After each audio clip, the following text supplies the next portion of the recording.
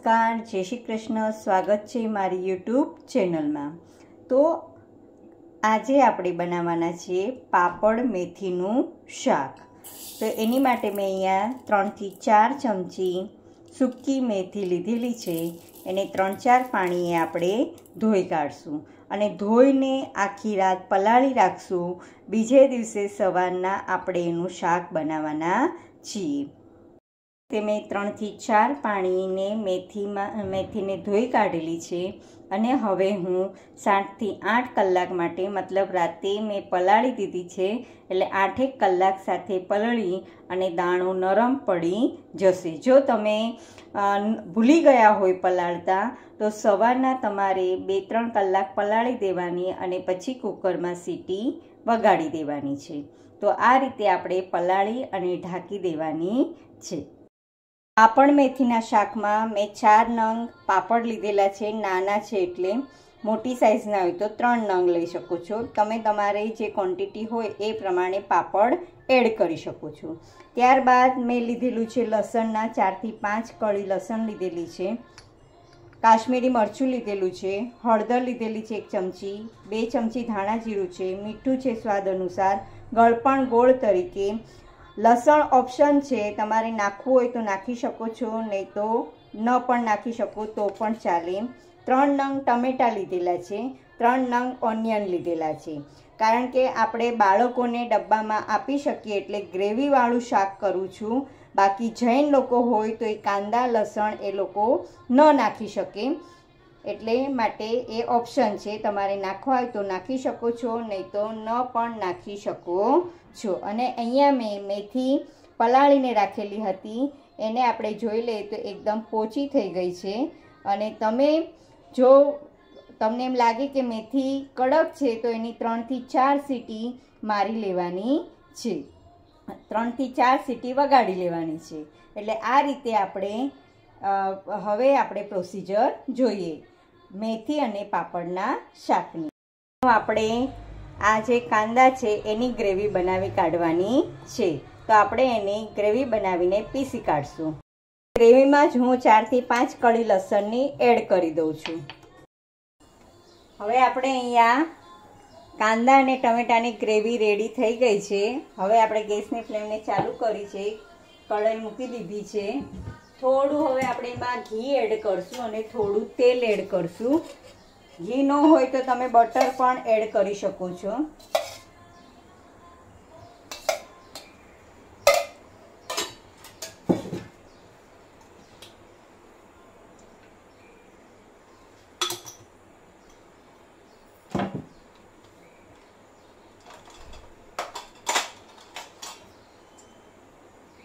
એક ચમચી રાઈ એડ કરું છું.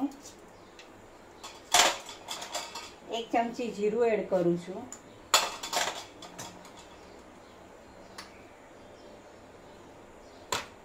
બે લવિંગ એડ કરું છું.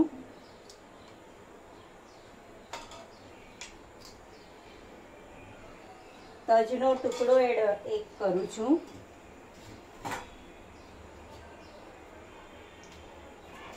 તેલ થાય એટલે આપણે બધું એડ કરી દેવાનું છે.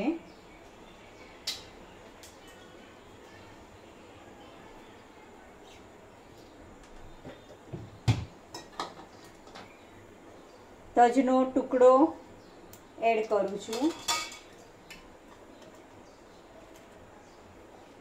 2 સૂકા મરચાં એડ કરું છું.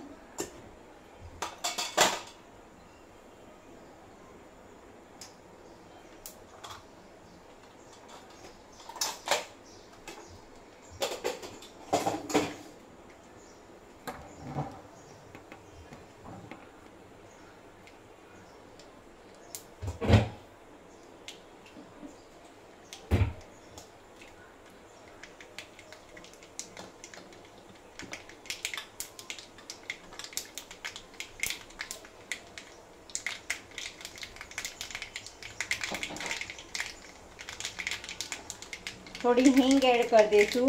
તેલ થઈ ગયું છે આપણું. થોડી હળદર એડ કરી દઈશું આપણે, કલર પકડાય એટલા માટે. અડધી ચમચી. હવે આપણે જે આ પેસ્ટ બનાવેલી છે એને એડ કરી દેવાની છે.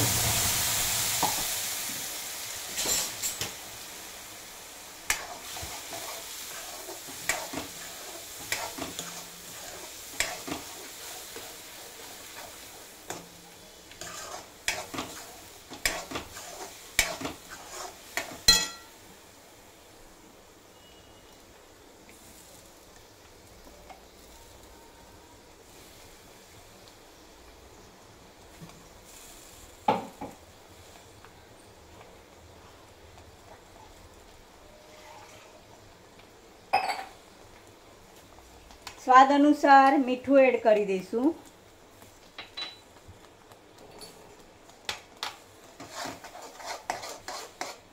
હવે ગ્રેવીને આપણે 5 મિનિટ સુધી એમાંથી આપણને તેલ છૂટું પડતું દેખાશે પછી આપણે મરચું અને બધો મસાલો એડ કરવાનો છે. ત્યાં સુધી આપણે થોડો મસાલો ઘટ્ટ ગ્રેવી બને એની માટે કરવાનો છે.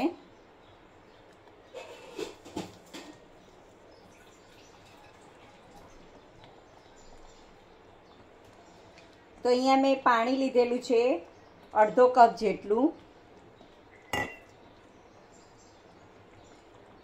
પાણી લીધેલું છે અડધો કપ જેટલું. એમાં અહીંયા જે હળદર લીધેલી હતી એમાંથી 1 ચમચી હળદર એડ કરું છું. 2 ચમચી ધાણા જીરું એડ કરું છું. કાશ્મીરી મરચું 2 ચમચી એડ કરું છું. હવે આને આપણે હલાવીને પેસ્ટ બનાવવાની છે. તો આ રીતે આપણે એને હલાવી કાઢશું અને ઘટ્ટ ગ્રેવી થાય એની માટે આપણે આ પેસ્ટ બનાવેલી છે.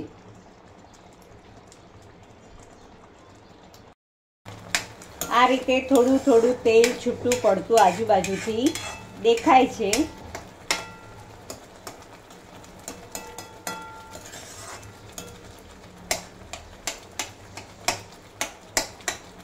આ તમે છાશમાં પણ બનાવી શકો છો અને દહીંમાં પણ બનાવી શકો છો. પાપડ મેથીનું શાક. જૈન લોકો લીલોતરી ખાતા નથી ચોમાસા દરમિયાન, તો એ લોકો આ પાપડ મેથીનું શાક ખાસ એ લોકો બનાવીને ખાય છે. આમાં મેં કાંદા લસણનો ઉપયોગ કરેલો છે. તમે વિધાઉટ કાંદા લસણથી પણ બનાવી શકો છો. ગ્રેવીને સરખી ચડવા દેવાની છે.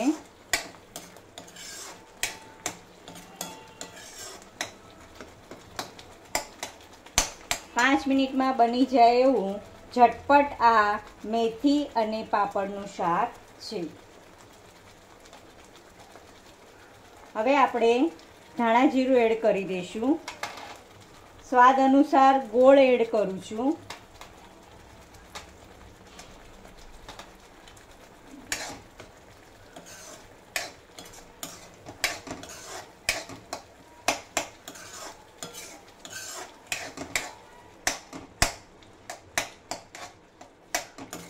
બધો મસાલો એકરસ કરી અને ચડવા દેવાનો છે.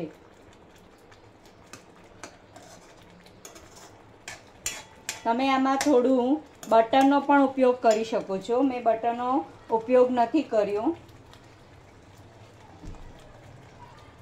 આમાં પનીરના પણ તમે ટેસ્ટ અનુસાર બાળકોને પનીર પણ એડ કરીને આપી શકો છો. ઉપર ચીઝ પણ તમે ખમણીને આપી શકો છો.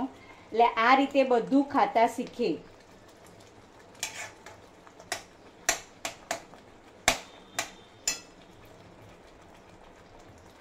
મસાલો ચડી ગયો છે. હવે આપણે આ જે બનાવીને રાખેલો હતો ઘટ્ટ મસાલો કરવા માટેનું એ બધું આપણે આમાં એડ કરી દેવાનું છે.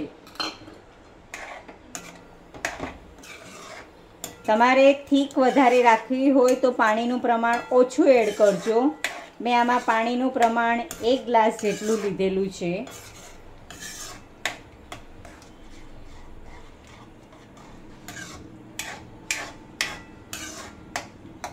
ગોળ નાખવાનું કારણ એ છે કારણ કે કડવું ન લાગે એટલે માટે આપણે ગોળ એડ કરેલો છે.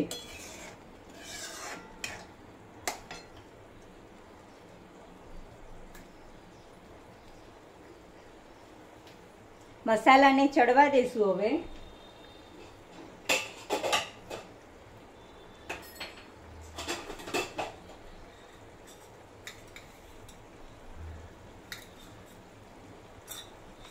થોડું મરચું કાશ્મીરી એડ કરી દઈએ.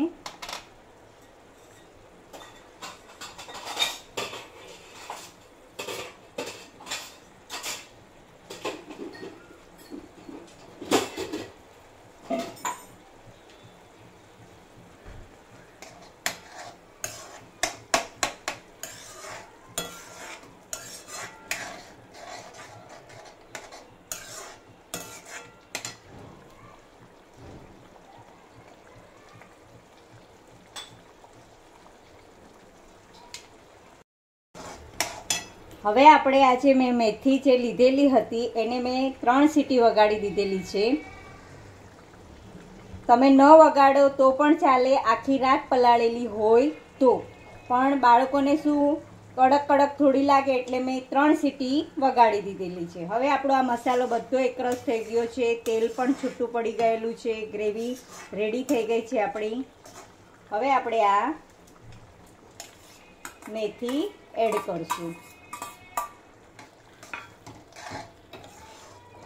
ખાલી પાપડનું બનાવતા હોય તો એમાં સૂકી મેથી એડ કરીને તમે થોડી એડ કરી શકો, એટલે શાક સારું બને છે અને ટેસ્ટ પણ સારો આવે છે.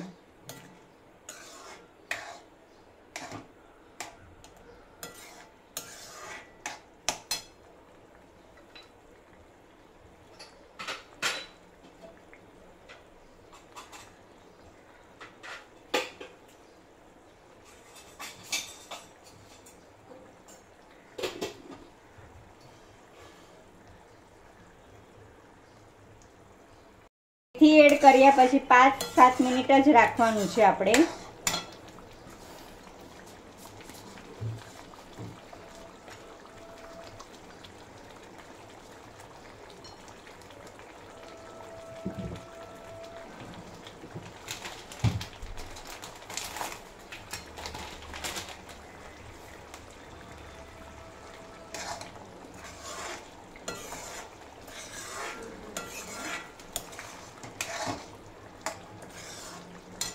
હવે આપણે આ પાપડના 4 ભાગ કરી દેવાના છે આ રીતે.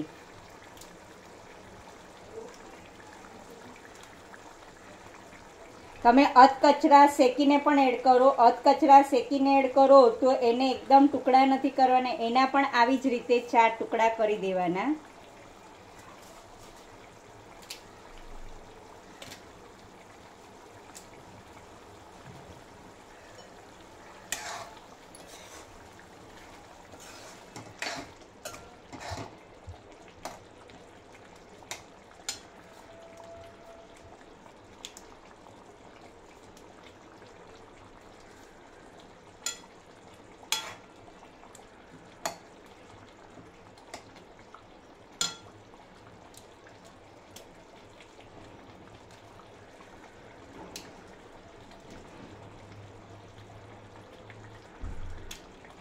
બટકે ચડે એટલે આપણે આવા ટુકડા કરેલા છે.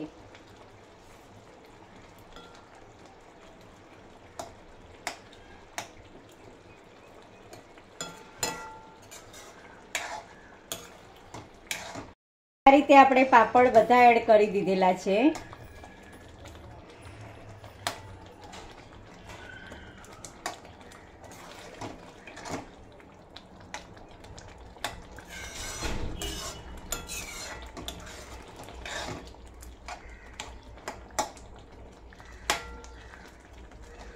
પાપડ એડ કર્યા પછી 5 જ મિનિટ રાખવાનું છે, ચડવા દેવાનું છે.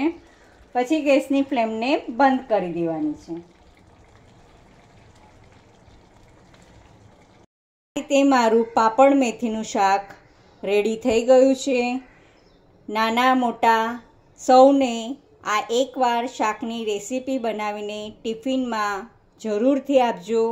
કેવું બને છે એની જરૂરથી કમેન્ટ કરજો. અહીંયા મારું મેથી પાપડનું શાક રેડી થઈ ગયું છે. સાથે ભાખરી છે, છૂટી મગની દાળ છે, કઢી છે, રાઈસ છે. એ રીતે અહીંયા મારી આ રેસીપી રેડી થઈ ગઈ છે. તો આ જ રીતે ફરી પાછી નવી રેસીપીમાં મળશું. Thank you. અહીંયા મારું મેથી પાપડનું શાક રેડી થઈ ગયું છે. સાથે ભાખરી છે, મગની છૂટી દાળ છે, કઢી છે, રાઈસ છે. તો આ રીતે ફરી પાછું નવી રેસીપીમાં મળશું. Thank you.